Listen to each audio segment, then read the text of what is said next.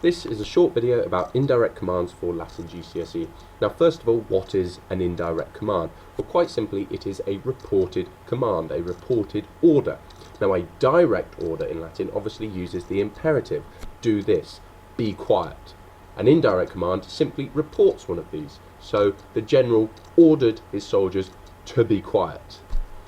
There are two ways of constructing an indirect command in Latin. The first of them is after the verb eubeo, which obviously means I order. Now eubeo is followed by an accusative and infinitive. So the general ordered his soldier will go into the accusative to do something, and obviously the to do something will be infinitive. So if we have a look at an example, we have imperator militem ad urbem ire iubet.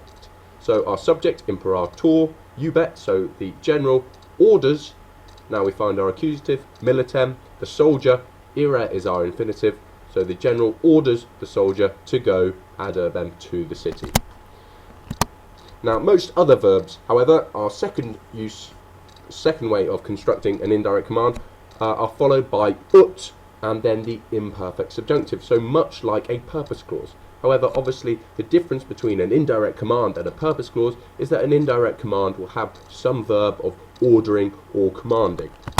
So, just before we get into a few more details, let's again just remind ourselves about how to form the subjunctive, because obviously we're going to need it for indirect commands. Now, indirect commands for GCSE only use the imperfect subjunctive, and we know that that is formed from the second principal part, the present active infinitive, followed by personal endings attached. So either our active ones for para rem or our passive ones for para rare.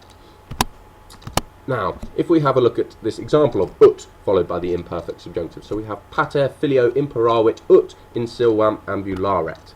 So we have imperavit, which is our verb of ordering, we have ut, and then we have our imperfect subjunctive ambularet. So the father ordered his son, note filio is dative because impero is followed by the dative, and then we have ut, so he ordered his son to walk into the wood in silvam.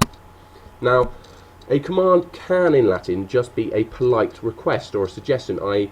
I asked the boy to complete his work, and thus indirect commands can actually be introduced by a range of verbs, not just impero, which means I order. So we have impero, obviously, which means I command or I order, but we also have hortor, I encourage or I urge. We have moneo, I warn, I advise, oro, I beg, persuadio, which means I persuade, note that this is also followed by the dative, and rogo, I ask.